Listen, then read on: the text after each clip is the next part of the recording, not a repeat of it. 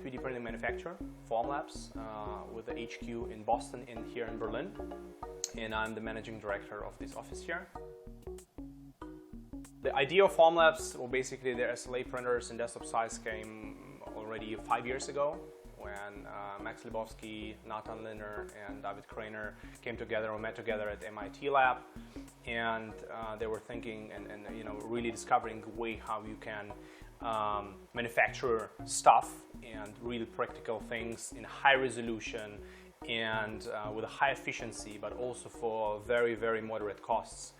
And you should probably remember the times 2011, 2012, where it's been all about 3D printed guns and organs and the maker spaces, open source, those keywords. It was a really great time for young startups in additive manufacturing to really discover what is possible and where it can go. Can you talk a little bit about the development process, the changes you've made, the advancements? Yeah, so we started very simple. We started very simple with the very simple but very nice SLA machine with one button. So it was kind of disruptive not only to use 3D printing, but also to see a 3D printer in such shape and such a design and such a user experience. You know, you don't have to mess around with cables, with complicated software. You really need to just plug it in the computer with a USB drive, Mac, Windows, doesn't matter, and you can start printing. And the way from a Form 1 to Form 1 Plus to the Form 2 was actually not coming only from us. You know, a lot of people put webcams and also fancy stuff in 3D printers. We were really listening to our users, basically to our community, to our Kickstarter bakers, where we initially started at, and we're really redefining the concept of the 3D printing process itself. So we're not focusing only on the fancy gadgets inside. We were focusing about repeatability of the prints, reliability of the machine, obviously the resolution, the material variety. So we focus on development of the lasers, of the enclosure of the machine, so you cannot get dust inside. The resin tank is heated, so you have a very, very controlled process there and a very, very reliable print process and output. How have you seen business grow? From the Form 1 now at the Form 2, your audience base sort of on a global level? Yeah. Well, we're expanding in human resources. We're selling thousands and thousands of printers across the globe. We're discovering new regions, this is for sure. Here in Europe, we have a very, very good partner network, which supports very far countries, I would say, but we're still discovering new areas, which will bring not only additional sales force, but they also bring additional feedback and feedback which goes into product development. So India, for example, is a very interesting market for jewelry, while Switzerland, obviously, for watchmaking, right?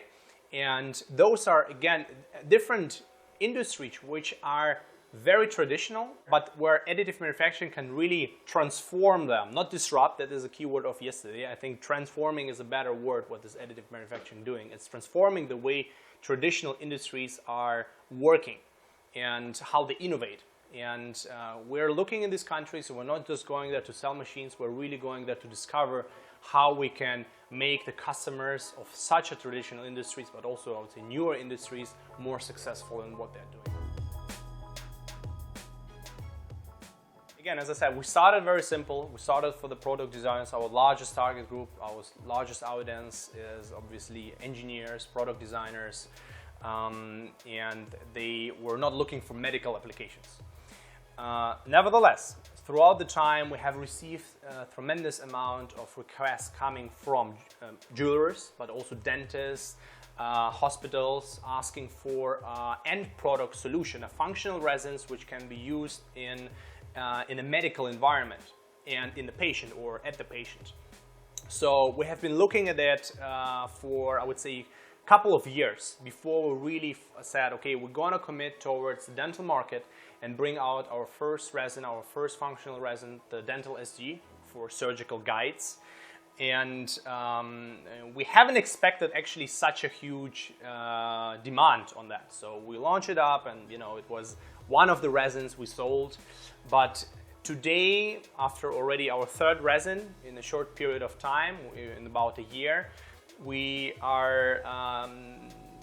getting to, I would say, a level where we consider medical applications or dentistry, I would say, or dental customization, digital customization, fabrication as one of our biggest target groups. And for resin development, when you're developing like the dental SG or the castable, are you bringing in outside opinion? Are you working with your customers to develop this? Yes. What's the process like? Yes, so there is different ways to approach it. Obviously, the community, as I said, from the beginning, is a substantial part from our product development team, but also beta users. So before we launch a product, before we launch a solution, it's better called a solution rather than a product. We go out in the field and work with selected beta testers, beta users. It's a big companies, Fortune 500, goes range to very small, I would say, dentists or even schools, where they try it out, give feedback, and being highly involved in our product development process. Getting into the washer and the UV chamber. Yeah. Can you talk about how that sort of came about and the development process Yes, behind that? the product which should be there from day one, actually. No, it took its time, and again, it was important for us to take our time to provide to come up with a final product here, because we started with a very simple product line in terms of resins, right? And we broadened our portfolio further and further, going into functionality. And to find the perfect wavelength to cure the right material, also looking forward what we're going to announce and release in the future, it needs some calibration, calculations, and considerations. So it took us some time, but it is part of the process itself. So again, when we spoke about the ecosystem, it's another way where the customer doesn't need to interact with the resin or with the material after the part is has been printed.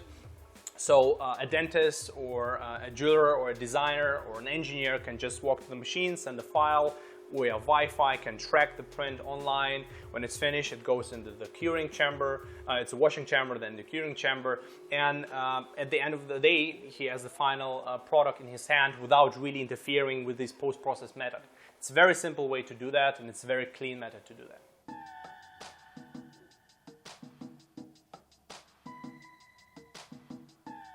From your personal experience, what's the most interesting use study or thing that you've seen a customer do with the product too that's really it's one of the favorite questions of every interviewer. So basically, additive manufacturing is crazy, right? It's a roller coaster industry, and you see a lot of crazy stuff every week. So it ranged from rocket makers, sex toy makers, to spaceships and cars and organs, so we do deal a lot of with very funny stuff. But I think the craziest thing I have ever seen, it was actually also very interesting. It was a sex toy, like a chess, where the figurines were, you can imagine what.